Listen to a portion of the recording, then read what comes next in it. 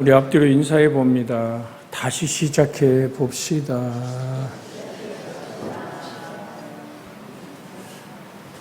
주님의 동행하시고 함께함이 여러분의 인생을 주관하기를 주 예수의 이름으로 축복해 드립니다. 온유한 사람, 양순한 사람과 온유한 사람은 다릅니다. 태어날 때부터 그렇게 양순하게 태어난 성품이 있을 수 있지만 온유함은 우리 주 예수 그리스도 안에서 거듭난 성품을 가리킬 때 온유하다라고 말합니다. 온유한 사람은 복이 있나니 그들이 땅을 기업으로 받을 것이며, 이것을 헬라어 원어 그대로 직역하면 온유한 자들은 복이 있다. 왜냐하면 그들이 땅을 상속으로 얻을 것이기 때문이다라고 직역하여 이 헬라어를 들려드릴 수 있습니다. 시편 37편 11절에 보면 그러나 온유한 자들은 땅을 차지하며 풍성한 평화로 즐거워하리로다라는 말씀이 있습니다. 시편 37편 11절에 있는 말씀입니다. 이 오늘 그러나 온유한 자들은 뭐를? 땅을 차지하며 풍성한 화평을 즐거워하리로다라는 말씀. 여기서 그 온유에 해당하는 히브리어가 아나우이며, 이것을 70인역에서 헬라어로 표현할 때 플라우스라고 번역했습니다. 좀 더 능동적이고 윤리적인 단어로 바뀌어 버린 거죠. 그러니까 히브리어의 온유라는 이 아나우는 가난한 비천하리란 뜻이며, 폴라우스라는 헬라어의 개념으로 발전했다. 폴라우스라고 얘기하는 헬라어는 주인의 뜻에 따라 짐승이 오늘 길들여져 움직이다라는 뜻이 폴라우스라는 원어 안에는 있습니다. 즉 거칠은 야생마를 들에서 잡아다가 그것을 주인의 마음에 합하도록 길들여 주인이 타고 부리고 짐을 실을 수 있는 말로 바뀌는 과정을 우리는 온유다라는 말로 표현합니다. 이 구약에서 온유한 사람, 이건 아니라는 말씀을 표현하는데, 공궁과 슬픔 속에서 겸손하게 여호와의 도움을 바라는 사람. 하나님, 그래서 시편 40편 17절에 나는 가난하고 궁핍하오나 주께서 나를 생각하시오니 주는 나의 도움이시오 나를 건지는 자이시라 나의 하나님이여 지체하지 마옵소서. 나는 가난하고 궁핍하오나 주께서 나를 생각하시니 그래서 견뎌내는 것. 주는 나의 도움이시여 나를 건지시는 자이십니다. 내가 인생길을 살아가며 힘이 없고 피곤할 때 나의 능력이 되어주시고 나의 힘이 되어주시는 전능하신 하나님만을 바라는, 겸손하게 주님의 도움을 바라는 사람. 이 사람을 오늘 히브리어의 아나우 또는 아니라고 얘기하는 히브리어의 온유한 사람을 표하고 있습니다. 이사야 41장 17절에 보면 가련하고 가난한 자가 물을 구하되 물이 없어서 갈증으로 그들의 혀가 마를 때에 나 여호와가 그들에게 응답하겠고, 나 여호와부터 한번 같이 화면에 떴게 읽어보겠습니다. 나 여호와가 그들에게 응답하겠고 나 이스라엘의 하나님이 그들을 버리지 아니할 것이라. 하나님은 하늘과 땅과 땅 아래 그 어디에서도, 시편에 말하자면 내가 주의 낯을 피하여 어디로 가오리까?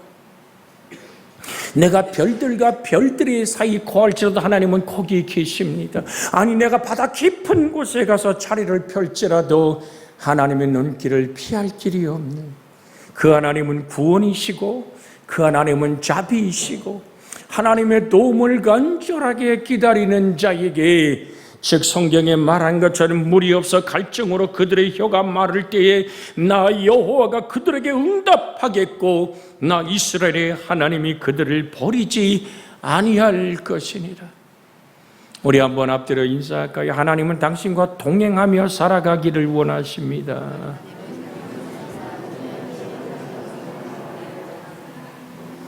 같이 살자란 말이죠.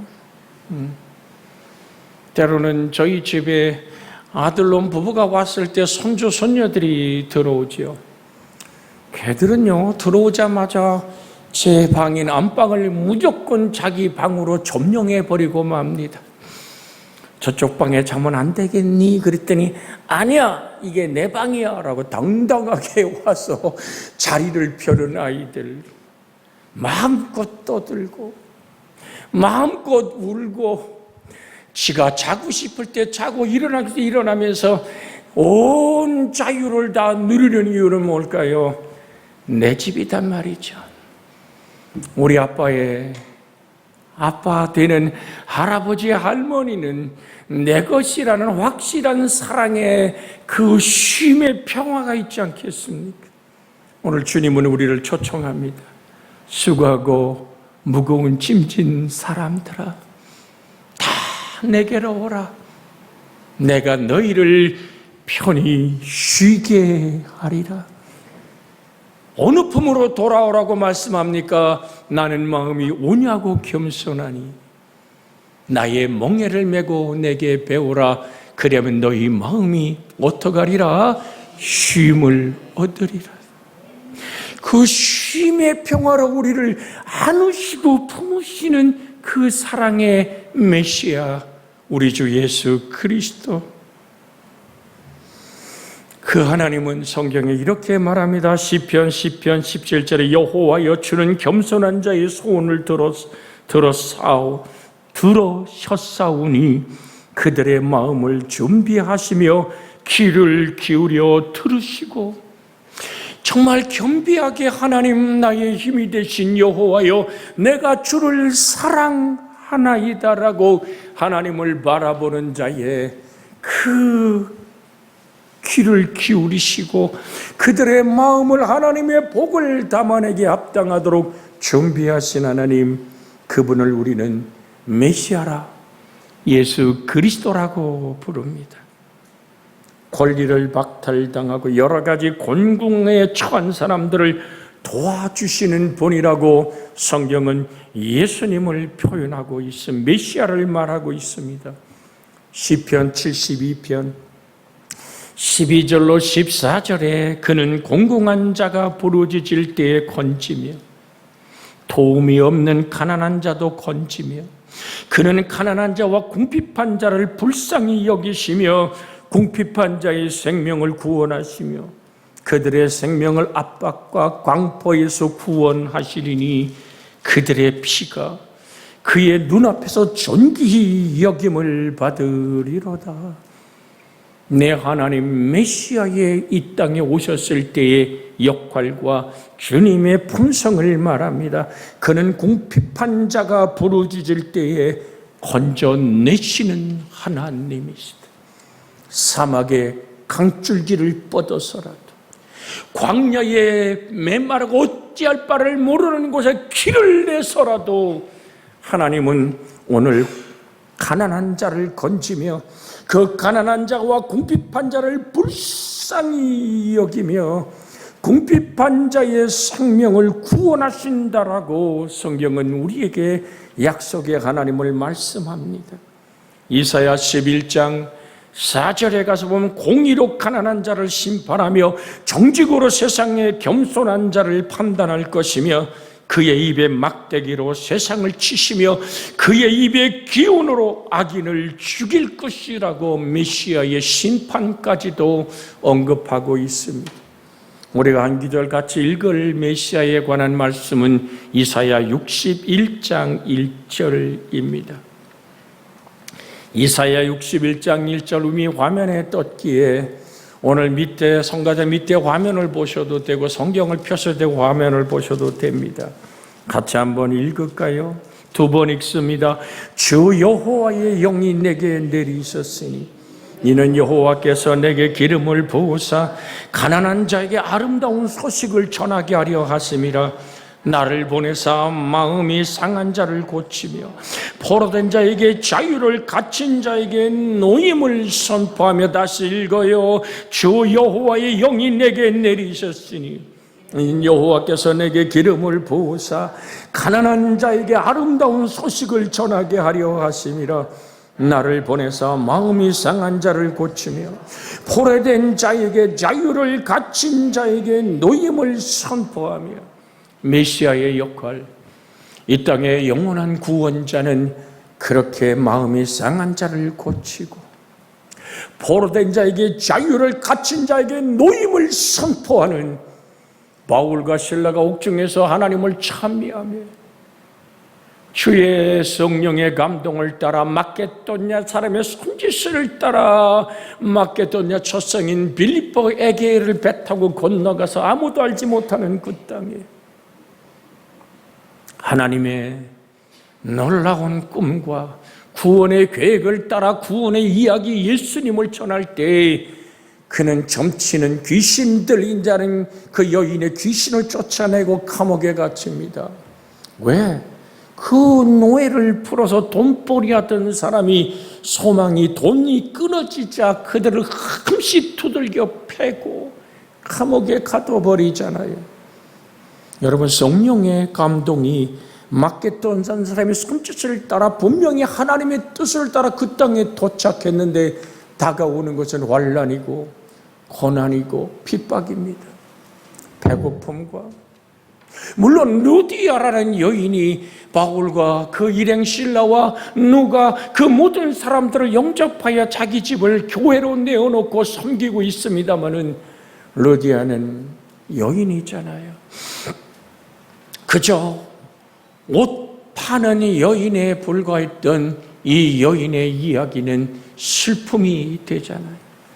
그러나 바울과 실라가 옥에 갇혔어도 그것이 온유함입니다. 보을 힘이 사람에게 없음을 알고 그는 하나님을 향해서 부르짖는 거지요.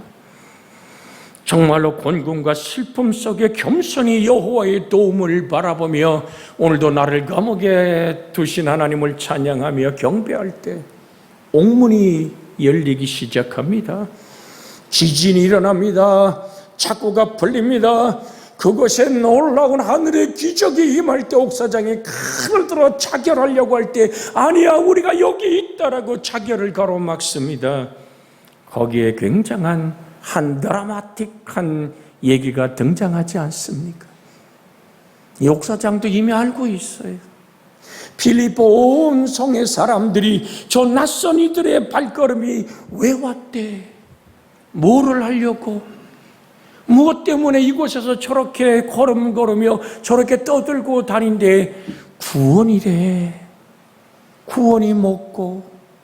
사람들이 묻는 질문 앞에 이미 옥사장도 듣고 있었습니다. 그래서 묻습니다. 선생들이여, 내가 어찌하면 구원을 얻으리까라고 호소하는 그들의 간절함의 소리에 사도 바울은 소리쳐 말합니다. 주 예수를 믿어라. 그리하면 너와 내 집이 구원을 얻으리라. 온유한 자의 속에서 솟아나는 구원의 이야기, 생명의 이야기, 오늘 그것을 우리는 아니우라고 얘기하는 헬라어의 온유함과 연결해 보는 것입니다. 하나님께서는 인간들에게 인정받지 못하고 술탈당하는 이들의 목소리를 들으시고 위로하며 결국 그들의 구원을 하시는 하나님, 그러기에 아니와 아니우라고 얘기하는 히브리어의 이 온유는 물질적으로 가난하고 억압받는 사람이란 1차적인 의미에서 더 나아가 고난과 핍박 속에서도 겸손하게 여호와의 도움을 바라며 여호와의 뜻대로 사는 사람이란 의미가 사용되어 있습니다. 하나님의 뜻대로 살기를 원합니다. 하나님이 원하시면 나의 이 감옥살이가 때로는 힘들고 어려울지라도 오 하나님, 그렇습니다.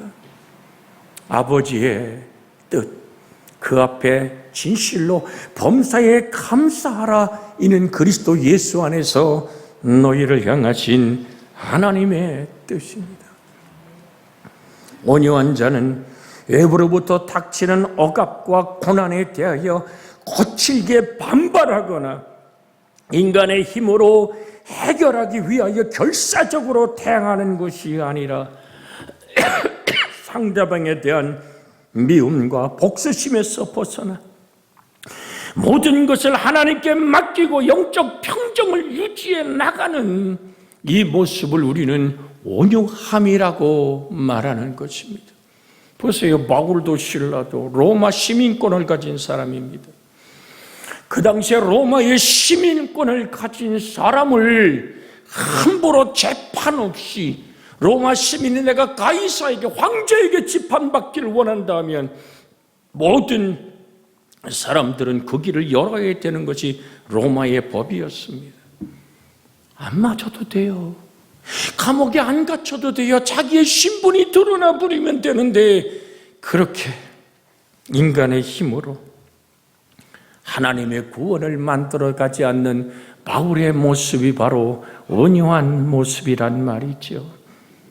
외형적으로는 소극적이면 무기력하게 보일 수 있습니다. 그러나 모든 것을 하나님께 맡기고 영적인 평정을 유지하며 하나님을 찬양할 수 있었던 이 온유한 자의 영성이, 그 성품이 여러분과 제 속에 주 예수의 성령의 능력으로 말미암아 우리 속에 일어나는 땅을 기업으로 얻는 축복의 사람들로 세워지기를 주 예수의 이름으로 축복해 드립니다. 우린 작은 것 손해보고 누군가 비교해서 내가 좀 처진다고 생각하면 발끈 화를 내지 않습니까? 저 인간 상종 못할 인간이네 등을 돌리고 돌아서지 않습니까? 당장 눈에 보이는 것으로 판단하며 사람을 정죄하고 그 사람을 공격하지 않습니까? 마치 닭장에 상처 입은 닭이 있으면 그 닭이 죽는다 그러잖아요. 모든 닭이 그 상처를 쪼아댄다 그러잖아요. 그건 짐승의 이야기들이죠. 오늘 주님은 우리에게 다가와서 너의 인생의 모든 짐을 내게 풀어놓아라. 내 멍에를 메고 내게 배우라. 그러면 너희 마음이 쉼을 얻을 것이다. 주님이 졌던 멍에는 십자가의 멍에, 그 당시 어미소와 새끼소가 같이 함께 밭을 갈잖아요. 어미소가 힘줄을 세우고 땀을 흘리며 고품을 물고 밭을 갈 때 송아지는 엄마 소를 따라서 같이 걷지요. 오늘따라 왜 그렇게 엄마가 힘을 쓸까? 두 마리가 밖에서 보면 같이 밭을 가는 것 같지만 멍에는 어미소에게만 얹어져 있습니다. 새끼 소를 따라 걸으며 쟁기질을 가르치는 주인의 뜻이 그 안에 있는 거죠. 사랑하는 여러분, 주님은 말씀합니다. 너의 상처와 아픔들, 너의 눈물과 고난들, 내가 정말로 모든 자가 나는 하나님마저도 기억하지 않는다고 얘기하는 모든 상처와 시련과 아픔들 내게 가지고 와라. 그 시편은 말합니다. 날마다 우리의 짐을 지시는 주, 우리의 구원이신 하나님을 찬송할지로다. 날마다 우리의 짐을 지시는 주, 우리의 구원이신 하나님은 그렇게 주님을 바라보며 겸손히 견디는 우리 영혼을 향하여 지켜보시고 주의 능력의 손으로 붙들어 주시고, 그러기에 사람들 볼 때는 무기력해 보일 수도 있으나 내면적으로는 만왕의 왕이신 하나님에 대한 깊은 신뢰가 있기 때문에 결코 요동하지 않고 심지가 굳으며 일관성 있는 외유내강의 사람입니다. 그 사람의 마음에는 이미 천국을 소유하고 있기에 주님 내 마음에 계셔. 사방으로 우겨쌈을 당한다 할지라도 쌓이지 아니하며 내가 모든 사람이 나를 거꾸로 뜨린다 할지라도 내가 망할 수 없는 자인 것은 나란 인생의 질거릇 속에 사시는 이가 그리스도라고 주님의 뜻과 때를 기다리는 저 요셉처럼 말입니다. 아니라고 나는 주인의 여인을 건든 적이 없다고 저 여자가 먼저 나를 유혹하며 종들을 다 내보냈다고 소리치며 억울하다고 소리 지르지 않습니다. 조용히 감옥에 간 요셉은 하나님을 의지하고 바라봅니다. 그 종으로 살 때 그는 모든 보디발의 모든 것을 다 맡아서 관리하지 않았습니까? 그가 말 한 필, 아니 오늘 마차를 준비하여 자기가 살던 고향집에 돌아갔다 올 수도 있습니다. 말로 달리면 보름도 걸리지 않는 길에 자기 집이 있습니다. 그러나 하나님의 섭리를 기다리는 사람, 그것을 우리는 요셉의 겸손이라고 말하며 요셉의 온유라고 말하는 것입니다. 그러한 인물 중에 최고의 모형이 바로 예수 그리스도가 아닐까요? 다시 한번 들려드리면 나는 마음이 온유하고 겸손하니 나의 멍에를 메고 내게 배우라. 그러면 너희 마음에 쉼을 얻으리니. 예수님은 하나님의 뜻에 순종하여 하나님의 아들이란 존엄한 권리를 포기하고 낮아져서 나귀를 타고 예루살렘 성에 입성하시지 않습니까? 마태복음 21장 5절에 시온의 딸에게 이르기를 내 왕이 내게 임하나니 그는 겸손하여 나귀 곧 멍에 매는 짐승의 새끼를 탔도다 하라 하였느니라.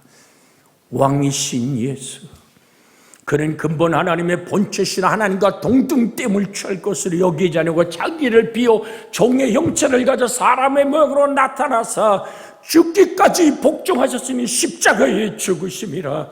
그것이 여러분과 저를 살려내는 구원의 길이기에 아버지는 이 잔을 내게서 옮길 수는 없습니까? 그러나 나의 원대로 되지 말고 아버지의 원대로 되기를 원하나이다. 이 겸손의 극치, 온유하신 그리스도의 모습, 이사야서는 그래서 이렇게 예언합니다. 이사야 53장 7절로 12절에 있는 말씀을 한번 같이 교독해 볼까요? 제가 7절을 읽는 8절 읽는 말씀으로 교독하며 그리스도 예수의 겸손하고 온유한 모습을 닮아가기를 원합니다. 이사야 53장 7절입니다. 그가 곤욕을 당하 괴로울 때에도 그 입을 열지 아니하였으며 마치 도선으로 끌려가는 어린 양과 털 깎는 자들 잠잠한 양같이 그 입을 열지 아니하였도다. 8절 읽읍시다.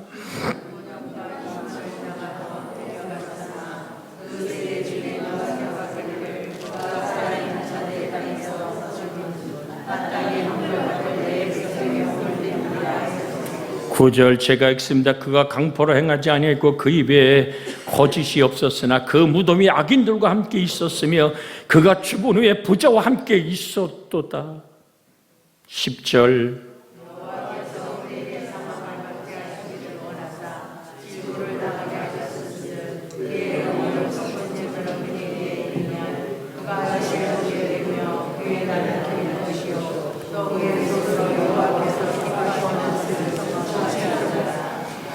그가 자기 영혼에 수고한 것을 보고 만족하게 여길 것이라. 나의 의로운 종이 자기 지식으로 많은 사람의 의롭게 하며 또 그들의 죄악을 친히 담당하시리로다. 12절 읽습니다.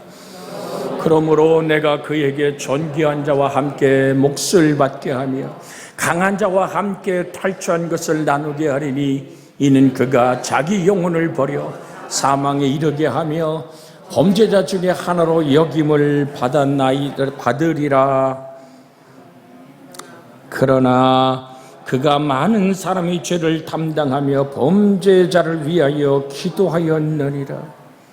인간은 온유함에 타고난 성품을 갖지 않았습니다. 예수님 빼놓고. 예수님 안에 변화된 새로운 성품을 뜻하는 것이 온유함입니다. 성령이여 내게 바람처럼 불어와 진리의 말씀으로 내가 다시 한번 태어나는 울음 울게 하여 주시옵소서. 성령으로 나지 않으면 하나님 나라를 볼 수도 없고 들어갈 수도 없다. 그게 어떻게 태어나는 거요? 라고 묻는 니고데모에게 바람이 분단다. 바람이 분단다. 근데 이 바람이란 단어가 루마라는 말로 주님 말씀에 영이 바람처럼 너희 영혼 속에 불어쳐 들어올 것이다. 무엇이 영입니까? 내가 너에게 이른 말이 영이고 생명이니라. 그래서 요한복음 1장에 말합니다. 영접하는 자 곧 그 이름을 믿는 자들에게 하나님의 자녀가 되는 권세를 준다고. 성령이여 환영합니다. 모셔드립니다. 의지합니다. 내 속에서 예수님의 구원을 이루어 주시옵소서. 성령의 내 속에서 예수님을 나의 주님이라고 부르게 하여 주시옵소서. 성령이여 내가 하나님을 아버지라 부르는 감격의 눈물을 흘리게 하여 주시옵소서. 이렇게 우리는 온유한 삶의 발걸음을 시작하는 것입니다. 주님은 이 온유한 삶을 어떻게 표현했습니까? 마태복음 온유한 사람은 어떠한 부당한 환경 속에서도 겸손하게 하나님을 의지하며 이웃을 위해 자신을 내어주는 사람이라고 표현할 수 있습니다. 마냥 따뜻하고 부드러운 사람, 겸손한 자세로 주변에 늘 은혜를 베풀고 뭔가를 꾸어주는 대책 없는 사람, 이 사람이 온유한 사람인데 주님은 마태복음 5장 38절에서 45절에 이렇게 온유한 사람의 삶을 얘기합니다. 38절에 또 눈은 눈으로 이는 이로 갚으라 하였다는 것을 너희가 들었으나 39절 읽어볼까요? 나는 너희에게 이르노니 악한 자를 대적하지 말라. 누구든지 네 오른뺨을 치거든 왼뺨도 돌려대며. 사랑하는 여러분, 온유하게 살아간다는 것은 이를 부러뜨리며 이를 부러뜨리고 내 눈 하나 상해 놈의 눈을 뽑는 것이 아니라 오늘 악한 자를 대적하지 말라. 심판은 하나님의 몫입니다. 내 오른뺨을 쳤더냐, 억울하고 힘들고 분남으로 잠 못 이루더냐, 주 예수를 바라보라. 십자가의 나무에 달려서 주님은 이렇게 기도하지 않습니까? 하나님 아버지, 저들이 아닌 늘 저들이 알지 못합니다. 저들의 죄를 사하여 주시옵소서. 주를 의지하며 부르짖는 이 간절함의 기도에 우리는 오늘도 마음을 드릴 수밖에 없습니다. 주님은 또 어떻게 우리에게 이어서 말씀합니까? 40절에 이렇게 말합니다. 또 너를 고발하여 속옷을 가지고 하는 자에게 겉옷까지도 가지게 하며. 정말로 어떻게 바보처럼 내어주는 삶 같아도 그 안에 사는 이가 그리스도라, 주라. 그리하면 하나님이 너에게 후히 주어 되어서 넘치고 흔들어 채워주시는 온유한 자가 누리는 땅의 기업의 역사를 주님 오늘도 우리에게 허락하시는 겁니다. 또 누구든지 너로 억지로 우리를 가게 하거든 그 사람과 함께 뭐라고요? 심리를 동행하고. 같이 읽어볼까요? 시작. 또 누구든지 너로 억지로 우리를 가게 하거든 그 사람과 심리를 동행하고. 정말 힘든 거예요.